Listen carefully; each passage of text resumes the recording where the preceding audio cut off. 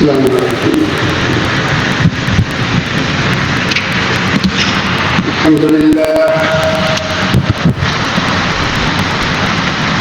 الحمد لله نحمده ونستعينه ونستغفره ونؤمن به ونتوكل عليه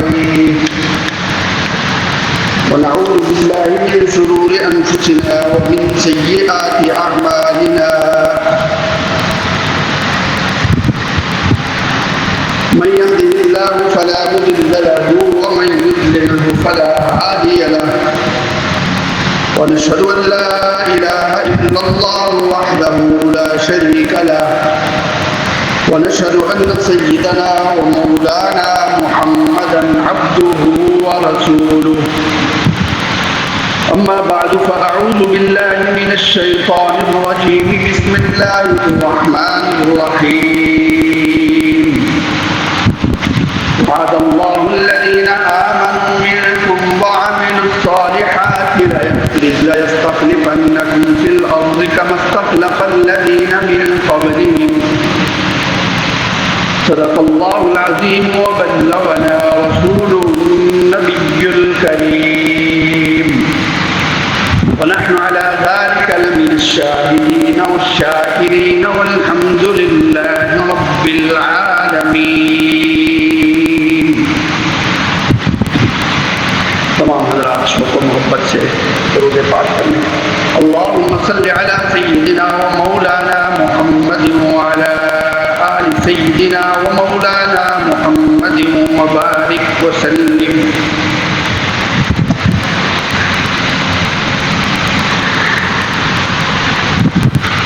اگست کا مہینہ شروع ہو چکا ہے اور یہ مہینہ اہلِ پاکستان کے لیے اس اعتبار سے بڑی اہمیت کا حامل ہے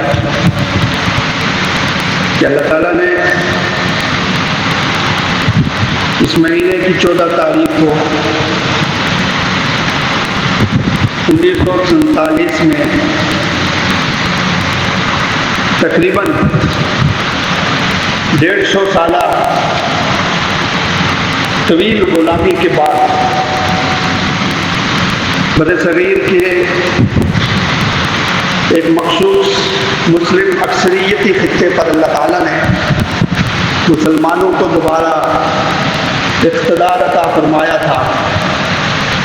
اس برصغیر پر ہمارے آباء و اجداد نے تقریباً 1000 برس حکومت کی تھی. برصغیر میں مسلمانوں کی تاریخ اور اسلام کی تاریخ بڑی پرانی ہے اور اس کا آغاز تقریباً صحابہ کرام کے زمانے سے ہی ہو چکا تھا جب محمد ابن قاسم نے 92 ہجری میں جب صحابہ کرام ابھی کچھ حیات تھے سندھ پر حملہ کیا. راجہ طاہر کو شکست دی اور ملتان تک پہنچے اور پھر 1001 میں پوری 1000 سال کے بعد 900 سال کے بعد اس مشن کو جس کو محمد ابن قاسم نے برصغیر میں ملتان تک پہنچایا تھا اس کو آگے بڑھانے کے لیے محمود غزنوی نے ہندوستان پر حملے کیے اور 17 حملے کیے. سومناتھ کے بت کو توڑا اور بہت سارے اس برصغیر کے علاقے کو اپنے قبضے میں لیا. مسلمانوں کی باقاعدہ حکومت اس پورے خطے میں برصغیر میں سن 1123 میں قائم ہوئی اور اس پورے برصغیر میں جس مسلم حکمران نے سب سے پہلے اسلامی حکومت قائم کی تھی اس کو شہاب الدین غوری کہا جاتا ہے. اور شہاب الدین غوری نے اس پورے ہندوستان پاکستان اور برصغیر کو فتح کر کے اس پورے علاقے کو یہاں پر قطب الدین ایبک کو اس علاقے کا نگران مقرر کیا اور یہ اسلامی روایات کا یہاں پہ باقاعدہ حکومت کی شکل میں آغاز شروع ہوا. قطب الدین ایبک کے انتقال کے بعد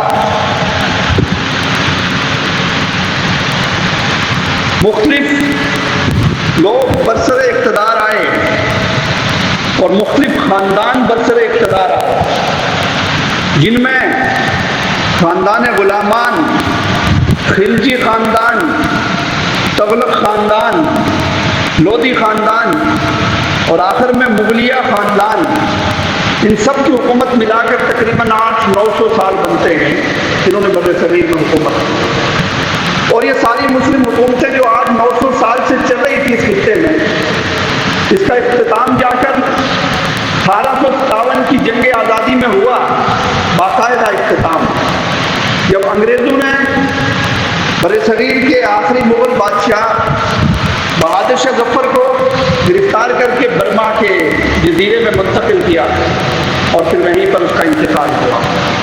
ویسے تو 1857 کی جنگ آزادی سے کافی عرصہ پہلے انگریز بر صغیر میں اپنا قدم گاڑ چکے تھے، اپنا پنجہ گاڑ چکے تھے، اور اس نے برسوں تک اسلامی حکومت کو اپنے گرفت میں رکھا، لیکن باقاعدہ 1857 کی جنگ آزادی میں جب مسلمانوں کو شکست ہوئی تھی اور آخری ایک نام کا بادشاہ تھا، اس کو بھی پابند سلطنت کر کے جزیرے میں اس کی موت ہوئی، اور ایسی عبرتناک موت ہوئی، ایسی حیثیت سے دوچار ہونا پڑا کہ قیامت تک آنے والے دنیا پرست حکمرانوں کے لیے، جو دین سے بیزار حکمران ہیں، ان کے لیے عبرت کی مثال ہے۔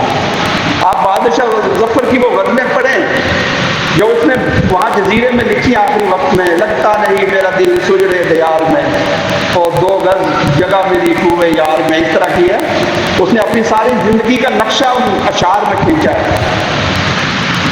مغلیہ حکومت کے اختتام کے بعد جب انگریز بر صغیر پر قابض ہو گیا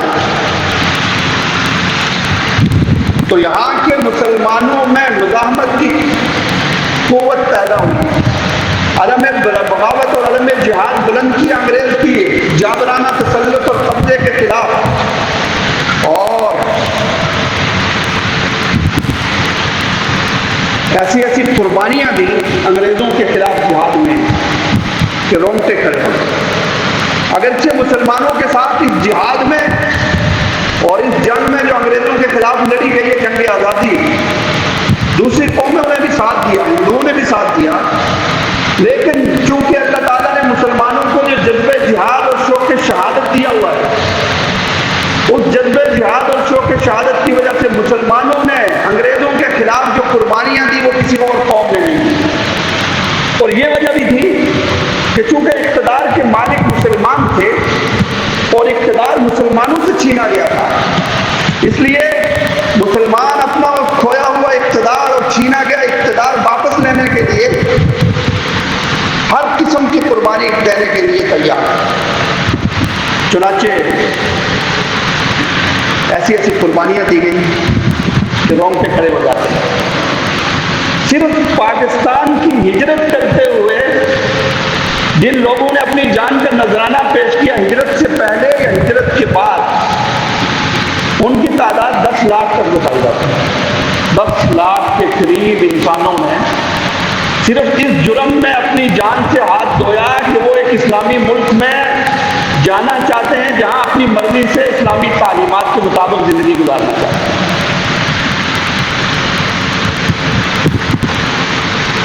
صرف 2 لاکھ مسلمانوں کو جموں میں شہید کیا گیا، اور آج کے ہمارے نوجوان کو جو دین سے بیزار ہے، جو مغربی دنیا کے پیچھے چل رہا ہے، مغربی تہذیب و کلچر کا دلدادہ ہے، اس کو پتہ نہیں ہے کہ اس ملک کی بنیاد میں ہماری کتنی ماؤں نے اپنی عصمتیں بچانے کے لیے قوموں میں چھلانگ لگا دی، اپنی جان دے دی کہ ہماری عصمت دری نہ کر دے ہندو بنیا، اور کتنی ہیں جن کے وطن سے آج بھی کافر بچے پیدا ہو رہے ہیں 3ری نسل تک جو پکڑی گئی۔ وہ ایک بدقسمت ٹرین جو جموں سے چلی تھی ہجرت کے بعد اور سیالکوٹ آنا چاہ رہی تھی، ہزاروں لوگ اس پہ سوار ہوئے، جب سیالکوٹ کے اسٹیشن پر پہنچی تو چند لوگ جو لاشوں کے بیچ میں چھپ کر جنہوں نے اپنے آپ کو خون آلود ہو کے بچایا وہی بچ سکے، ساری ٹرین کے اندر جتنے لوگ تھے سارے کے سارے قتل کر دیے۔ آج جو ملک پاکستان اللہ تعالیٰ نے اس کے پیچھے ہمارے بزرگوں کی اتنی بڑی قربانیاں ہیں کہ ہمارے علماء 20-20 سال جیلیں انہوں نے کاٹی، انگریز کی جیلیں کاٹی، بغاوت کے پرچے سہے. اور ایک بزرگ عالم وہ اپنی کتاب میں لکھتا ہے کہ میری زندگی کا ہر 7واں دن انگریز کے خلاف جہاد کرتے ہوئے، علم بغاوت بلند کرتے ہوئے میں نے اپنی زندگی کا 7واں حصہ جیلوں میں گزارا ہے. یعنی اگر 60 سال عمر ہے، 70 سال عمر ہے، تو 10 سال جیل میں گزار دیے میں نے. یہ آپ کی بادشاہی مسجد، اس کے صحن میں ایک وقت میں 80 علماء کو پھانسی دی جاتی تھی انگریز کے خلاف بغاوت کے جرم میں. اور انگریز توپوں کے دہانوں پر گولوں کی جگہ علماء کو اور مسلمانوں کو ڈال کر گولوں کی جگہ استعمال کرتے تھے. لیکن اتنی بڑی قربانیاں آج ہمارا نوجوان بلا چکا ہے، آج ہمارا پاکستانی بلا چکا ہے. اگر وہ قربانیاں ہر ایک کو بتائی جاتی جو پاکستان کے حصول کے لیے ہمارے آبا و اجداد نے دی، ہمارے بڑوں نے پیش کی، تو یقین جانیے آج کا نوجوان، اس کے دل میں پاکستان کا درد پیدا ہو، آج کے نوجوان کے دل میں پاکستان کی محبت پیدا ہو، آج کے نوجوان کے دل میں پاکستان کی محبت اس طرح ہو جس طرح وہ اپنی ماں سے پیار کرتا ہے. اور آج کا نوجوان کام چوری سے باز آ جائے. آج ہمارے دفتروں میں، سرکاری دفتروں میں لوگ رشوت سے باز آ جائیں اگر ان قربانیوں کو یاد رکھیں. اور آج اگر ان قربانیوں کو ہم اپنے سامنے رکھتے اور اپنی نوجوان نسل کو پڑھاتے، تو آج ہمارے پاکستان کے رہنے والے لوگ اپنی دولت کما کر ملک سے باہر نہ منتقل کرتے. آج ہم وہ قربانیاں بلا چکے ہیں، اس لیے ہم اپنی تہذیب کی حفاظت نہیں کرتے، ہم اپنی ثقافت اور کلچر کی حفاظت نہیں کرتے. ہم کسی اور کی تہذیب اور کسی اور کی ثقافت اور کسی اور کے کلچر کو پسند کرتے ہیں. اگر وہ قربانیاں ہماری نئی نسل کو پڑھائی جاتی تو یقین جانیے کہ آج وہ اپنی ساری توانائیاں اس ملک کی تعمیر و ترقی کے لیے صرف کرتے. حضرات محترم، جب انگریز آیا تو براہ راست نقصان مسلمانوں کا ہوا، جیسے کہ میں نے عرض کیا، کیونکہ حکومت مسلمانوں سے چھینی انگریز نے.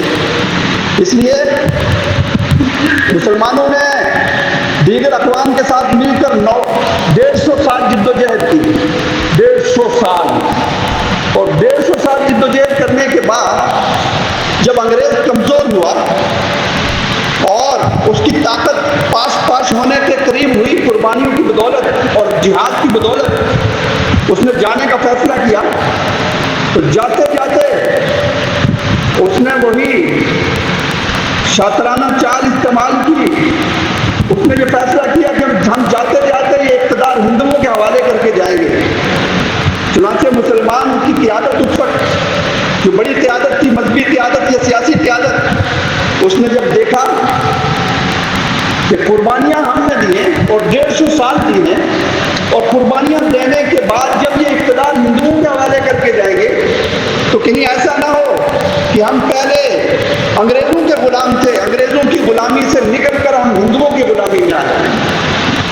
چنانچہ انہوں نے ایک نئی جدوجہد شروع کی پاکستان کے حصول کے لیے، پاکستان کی مطالبے کی جدوجہد. ایک الگ اسلامی ریاست جس کا آئین اور قانون اسلامی ہو اور جس میں ہندوؤں سے الگ ہو کر مسلمان اسلامی قوانین کے مطابق اپنی زندگی بسر کر سکیں، ورنہ یہ ساری قربانیاں ضائع ہو جائیں گی جو 150 سال سے ہم دیتے چلے آ رہے ہیں. چنانچہ پاکستان کی تحریک کا آغاز اور تصور 1930 میں سب سے پہلے علامہ محمد اقبال نے دیا 1930 کے اعلیٰ ارباز کے خطبے میں، اور پھر 1937 سے باقاعدہ قائد اعظم محمد علی جناح، علامہ شبیر احمد عثمانی اور بڑے علماء کی سرپرستی میں تحریک پاکستان کا آغاز ہوا. پورے بر صغیر کے مسلمانوں نے اس بات کا مطالبہ کیا کہ ہمیں ایک الگ ریاست چاہیے جس میں اسلامی اصولوں کے مطابق ہم زندگی بسر کر سکیں۔ چنانچہ 1937 سے 1947 تک 10 سال یہ تحریک چلی، 10 سال، اور 10 سال تحریک پاکستان میں علامہ اقبال، قائد اعظم محمد علی جناح، علماء میں بڑے بڑے علماء اور بڑے بڑے سیاستدان، لیاقت علی خان اور دیگر بڑے بڑے سیاستدان وہ قائد اعظم کے ساتھ مل کر وہ تحریک پاکستان کے مطالبہ کر کے پاکستان کی تحریک چلاتے ہیں۔ ان 10 سالہ تقریروں میں جو قائد اعظم محمد علی جناح نے پاکستان کی تحریک کے دوران